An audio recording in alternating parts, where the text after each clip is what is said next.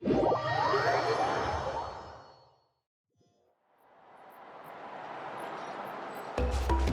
it!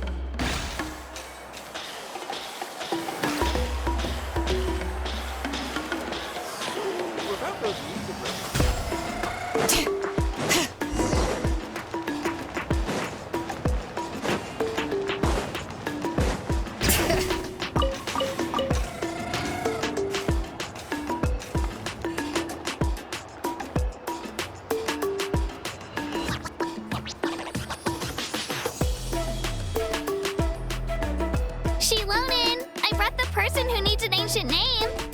She's super amazing, and I've already learned tons of stuff from her. Ah, yes, so I've heard. So young, and yet you've already got quite the reputation. Wait, are you Outlanders? Yep, we're travelers who just arrived in Natland not too long ago. No, I mean, I was aware that you're travelers. It's just no one told me that you're Outlanders. Huh? You're saying the Pyro Archon didn't tell you? No, the only thing she said is that a new hero had pledged herself to the plan, but we need to forge an ancient name to ensure she'd be able to return safe and sound.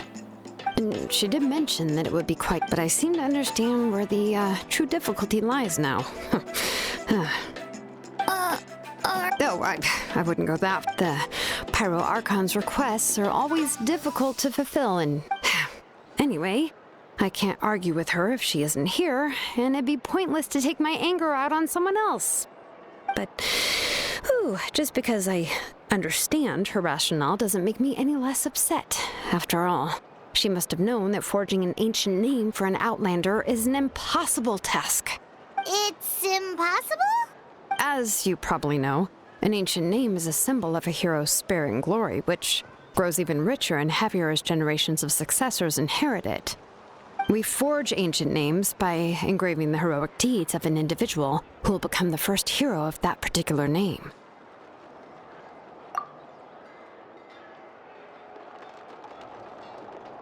But they were all performed outside of Natland, correct?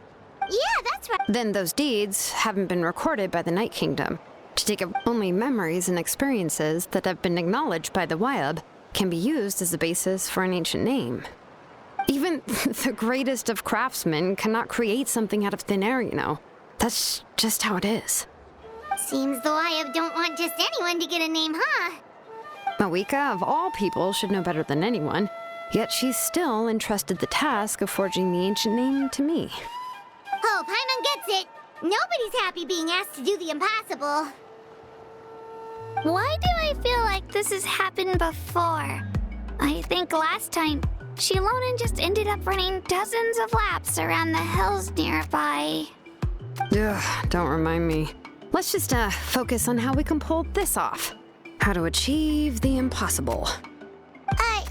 You mean you're already willing to accept the task? Well, what else can I do? What's happened is already done, and it's not like I can outright defy the order of my Archon. If she gave me this order, then she believes the ancient name is an indispensable part of her plan, and that I'll be able to find a way to make it happen. In other words, the order is an affirmation of my abilities. Oh, not only has she accepted the task, but now she's looking for silver linings? Yeah! Let's see if we can find some special way to pull this off.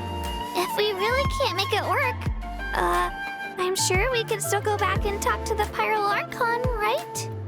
The key is getting the Wyab to somehow acknowledge the traveler's existence and record her heroic deeds. We heard the voice of a Wyab when we were in the Night Kingdom before. We even had a whole conversation with her. If we can talk to her again, maybe we can figure something out together. Well, every tribe has their own Wyab. How do we know if the one you met is indeed the best one for us to talk to? Plus, considering the unprecedented nature of this situation, I have a feeling that the acknowledgement of one Wyab alone would probably not be enough. I don't know. That requires a level of knowledge that I do not possess. We need to find a consultant who's an expert on all things Night Kingdom and Wyab. The first person who comes to mind is Seat Lolly at the Masters of the Night Wind. the one we call Granny Eatstali. Oh, we've heard that name before. We used her spirit speaker stone to find Kachina's ancient name. A person who can make something like that must be pretty impressive. Still, she's older now and quite eccentric. I've heard that to get her help, you have to be extremely patient with her and know how to keep her spirit up. I hate to break it to you, but... Huh. Why is that? I mean... Well, yeah. At the cost of her spirit speaker stone being split into two. Huh? Great going, Moeka. We're already off to a rocky start here. In that case, I guess your only option is to try to emphasize that this is an important order from the Pyro Archon. Hopefully, Seatlali would still want to show respect to the Archon. I'll also write you a letter on your behalf. If you can find someone to deliver it and mention some good things about you, then that should help too. Oh, let's ask Kanich to deliver the letter. He understands the whole situation and is already a familiar face to her. Paimon sure hopes a Hal won't interrupt when he's All right, Kanich is a seasoned negotiator. I trust that he'll... Great. Then I'll go contact him right now. Please just give me a moment to write the letter, and we can meet up near the Statue of the Seven later. Sounds good. We'll take a stroll in the meantime.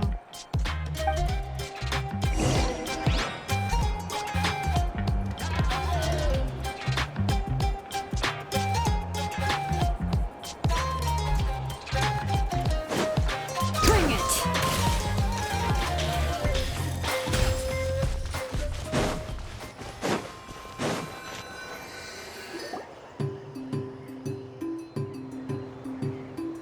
We meet again. Kachina told me everything.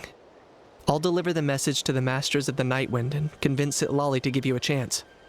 I'll also take this chance to explain what happened to the Spirit Speaker Stone and offer her an apology in person. I'm sorry to put this on you, Kanich. It's all right. Oh, wait, so... Because we all saw a hero of the past rematerialize right before our eyes. The Pyro Archon explained everything when we came back from the Night Kingdom. Right. She mentioned there are 6 heroes and that Shilonen is one of 4 that have already been acknowledged. Oh, well, then I suppose there's no need to keep any secrets between us. I have another piece of intel to share. We've pretty much identified the person who rescued the captain in the Stadium of the Sacred Flame. His name is Auroron, and he also hails from the Masters of the Nightwind. However, he spent most of his life living out in the wilderness by himself, away from the rest of the tribe. That's why his disappearance went unnoticed. By the time Sitlali finally realized that he was gone, no one had heard from him for quite a while. Seatlali knows him too? That's right. Auroron was an orphan raised by the chief of the Masters of the Nightwind and many other kind-hearted people in his tribe. Still, he's had something of an odd reputation his whole life. Odd, huh? Given how the Masters of the Nightwind love to babble about dreams and revelations, they're already a pretty strange bunch to most. I've never met Auroron, but if they consider him the odd one, he's got to be pretty far out there. That's right. So in that sense, Auroron and Sitlali actually have quite a bit in common, which is why they get along pretty well. Makes sense. But Paimon wonders how Seatlali could be the first one to notice Auroron's disappearance if she spends the whole day in her room. As of now, we still haven't been able to confirm whether Auroron joined the Fatui voluntarily, or if he was coerced. Sitlali is probably eager to prove that Auroron hasn't betrayed his people. I plan to use this as leverage when I go to talk with her. Oh, so if I'm following, you mean we'll help her investigate Auroron and the captain's whereabouts? Yes. If you're all on board with the idea, then it becomes a mutually beneficial collaboration, rather than just a one-sided request. Even though I don't think Sitlali is the kind of person to turn down an order from the Pyro Archon, working together with us will help her focus and not get distracted by the whole Auroron situation.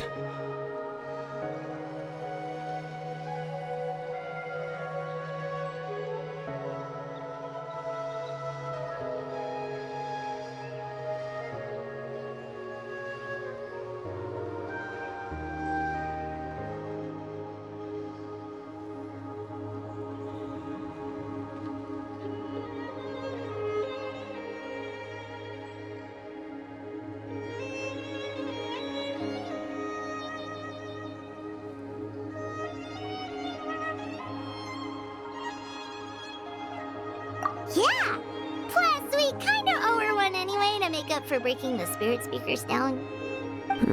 This is a pretty well thought out plan, as expected of Molly Poke Nietzsche.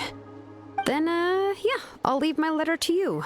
Let's hope Seat Lolly can meet at the stadium in 2 days. Sure. I'll head out right away. Take care out there, Kaniche! I'll be heading back as well. There's still a few things I need to pack.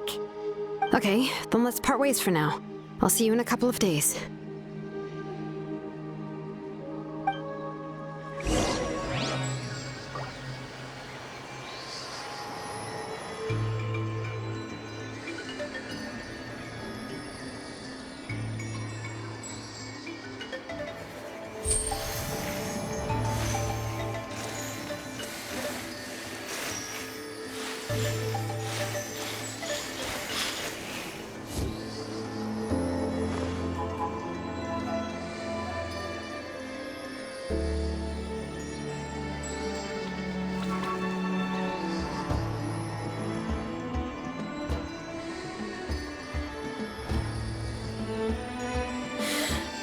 How many forging commissions do I still have to finish? Let's see.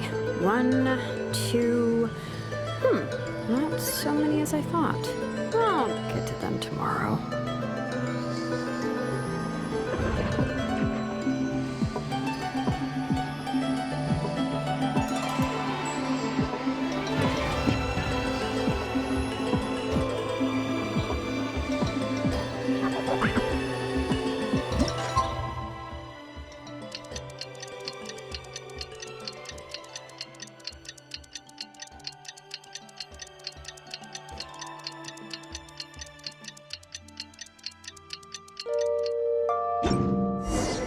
Oh, it's time to meet up with Shilonen. Let's ask her how things have been going.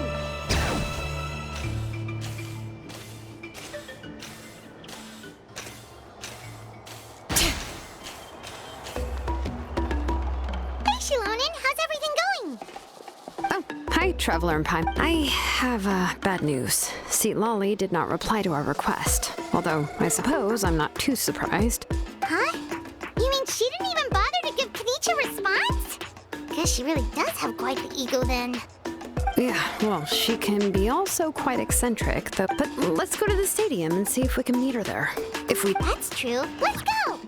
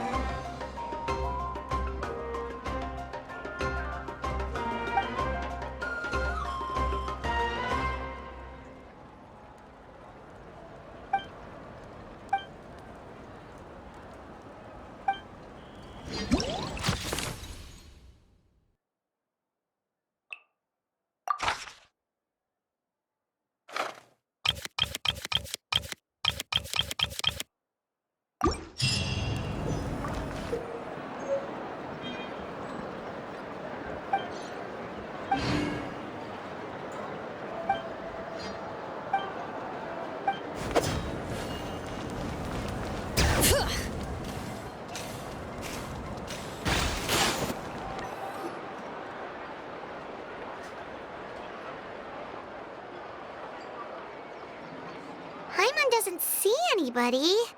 Seems she's just not gonna show up, huh?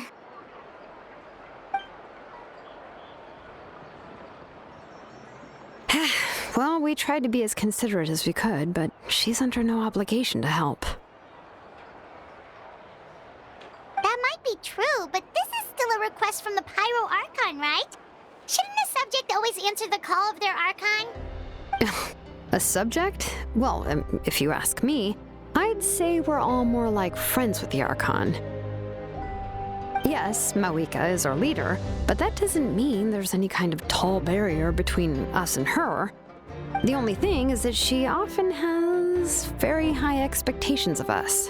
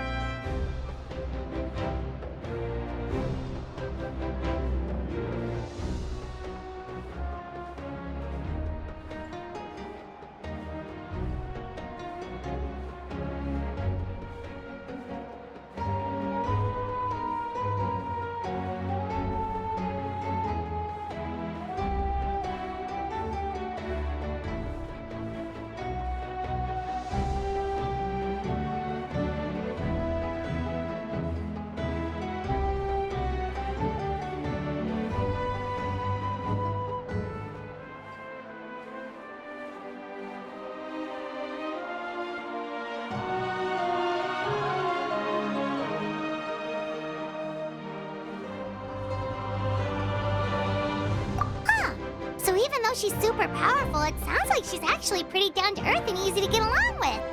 Unlike that old hag Granny Eachtley, right? Does she think she can ignore us just because she's famous? You all talk about her like she's some kind of huge deal, but she didn't even bother to reply to our letter. Seriously, if she didn't want to come, she could at least let us know. If that's what aging does to you, Paimon never wants to get old. Oh, really? So, that's how you see me? Huh? Who's there? Who's talking next to Paimon? Oh, don't mind me. I'm just a disgruntled old hag, right? Come on, relax. I'm sure my bark's worse than my bite. Huh? See, Lolly.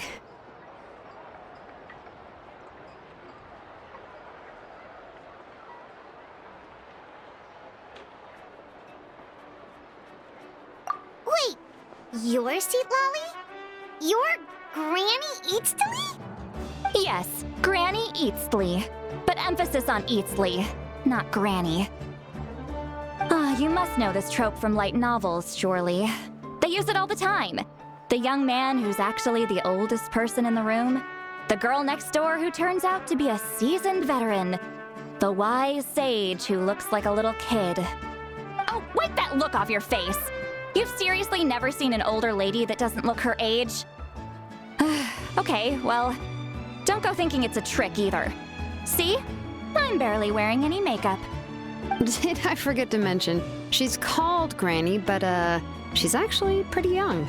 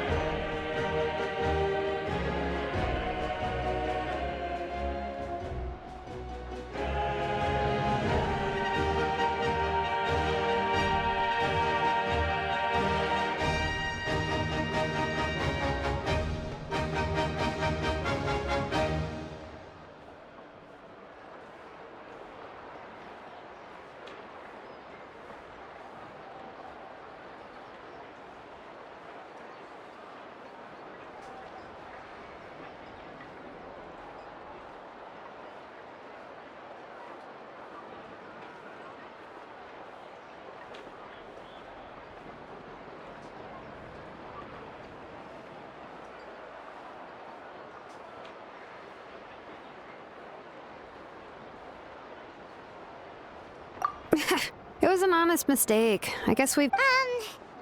I'm sorry. So, how old are you actually? What? How dare you? Don't you know it's rude to ask a lady her age? Paimon really didn't mean to offend you, it's just that... your case seems really unique. Oh, Paimon just wanted to apologize, but now she's putting more and more of her foot in her mouth. Really, Paimon just got a little mad since we thought, well, you were gonna leave us out to dry. It was my idea to invite you here, Seat Lolly. So if you're upset, you can just take it out on me. All right. I was only joking. I didn't mean to chastise anyone. There's really no need to take all this so seriously. If anything, I'm gonna feel awkward if we keep this going. I received Kenichi's letter and was planning to attend this meeting. Since I had already decided to come, I figured there was no need to draft a reply that simply said, "Understood." Besides, just showing up is the most important part, no? But, of course... It's also natural for people to get held up by one thing or another as they're trying to leave the house. At first, I was thinking of quietly sneaking over, but since you were already here waiting for me, I started to think about how I should phrase my apology. Only to hear you all talking smack about me. Anyway, that's the whole story.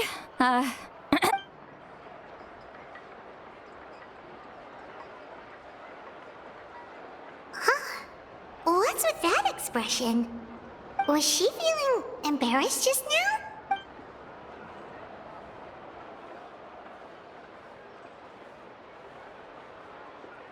When the Masters of the Night Wind said they struggled dealing with her. Anyway, Shilonen, I heard that you require my help in crafting an ancient name. Correct. The situation isn't like anything we've handled before. Let me... I see. So Mawika has asked you to forge an ancient name for an Outlander. And you've also heard all about Auroron. I must say, he's always been a good kid. I can't see him joining the Fatui of his own volition. He must have been coerced somehow.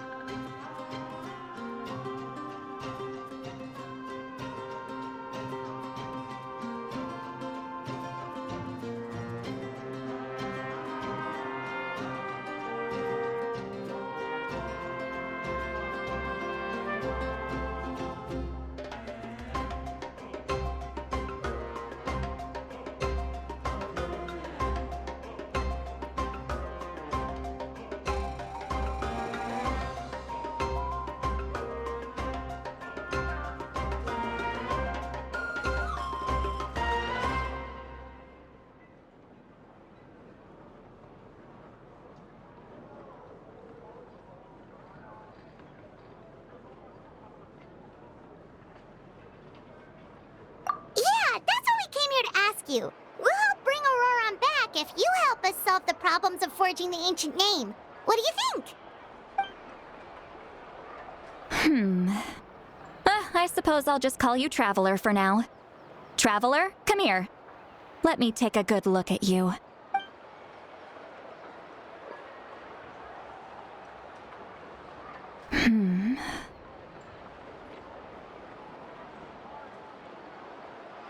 Wealth leads to unending conflicts between people. Yet you alone transcend the value of gold. Baleful thunder and wrathful waves bring terror to mortal hearts. Yet, again and again, you've braved them to find new worlds. O weary yet free soul, even the most verdant leaf in the forest will pray for your happiness and safe passage.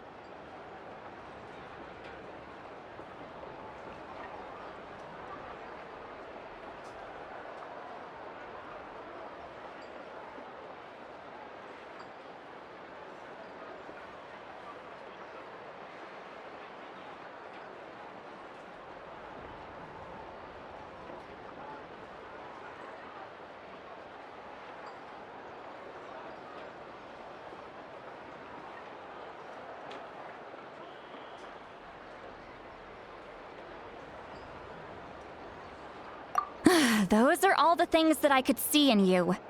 You've experienced far more than even most mortals could dream of. You possess the heart of a sincere hero, along with the conviction to lift a torch above your head and walk headlong into the night. Huh? Don't move. There's something here. Huh? What thing? Don't scare Paimon. Is the Traveler gonna be okay?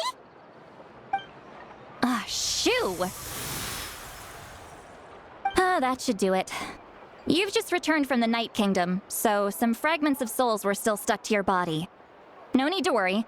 Isn't that kinda like having part of a ghost come back with you? It's nothing as serious as that. If left unattended, the most it could do is stir up some chaos in your mind, and generally worsen your mood. Well, in that case, better to get rid of them.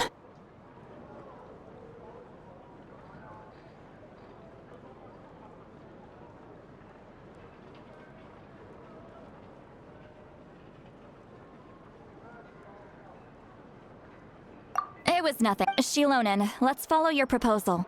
Once you've brought Auroron back, I'll take you to see the Lord of the Night. The Lord of the Night? But Something this important is beyond their jurisdiction. The Lord of the Night is an ancient entity that rules over the entire Night Kingdom, constantly borrowing... Oh, so you're basically saying it's even more powerful than the... Not exactly. It's not so much that one's more powerful than the other. But never. Just listen carefully to what I'm about to tell you.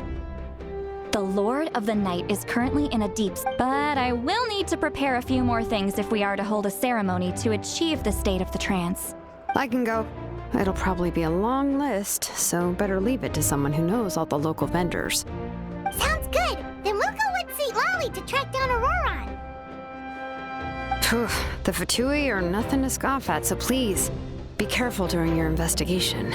If you need any help, just come find me. Yep, we'll be sure to play it safe.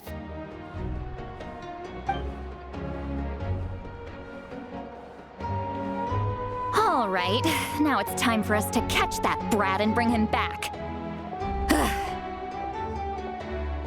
I'm sorry I made you wait earlier. It was actually because I decided to swing by Auroron's place to look for clues.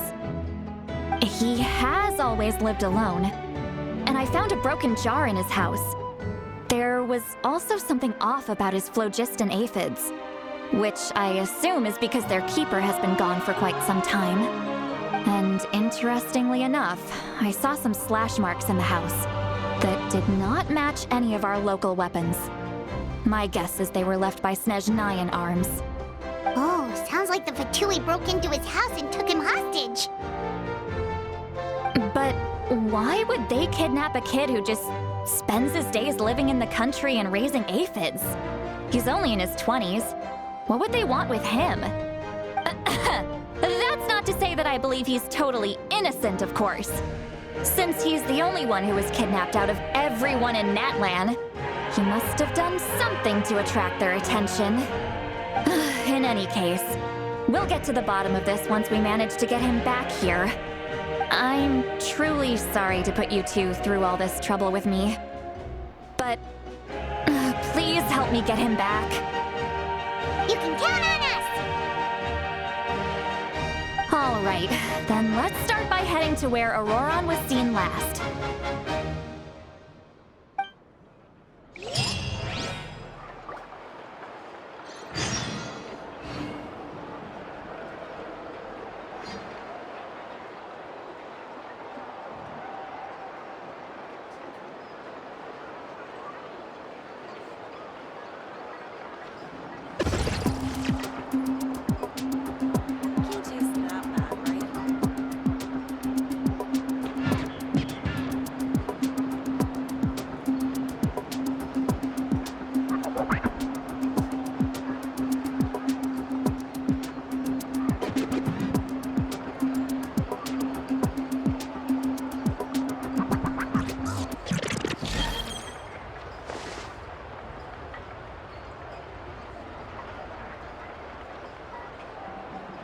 Can't taste that bad, right?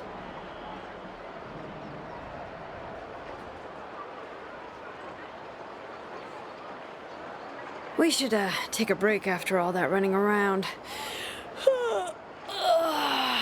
Yeah, let's rest here for a bit.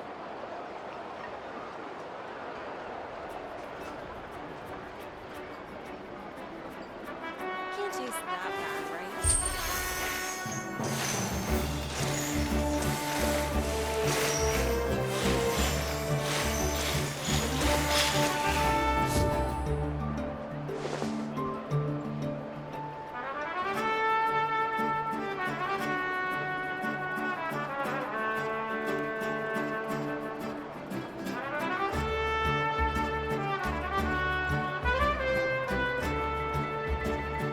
Can't taste that bad, My potted plant on the porch just died again.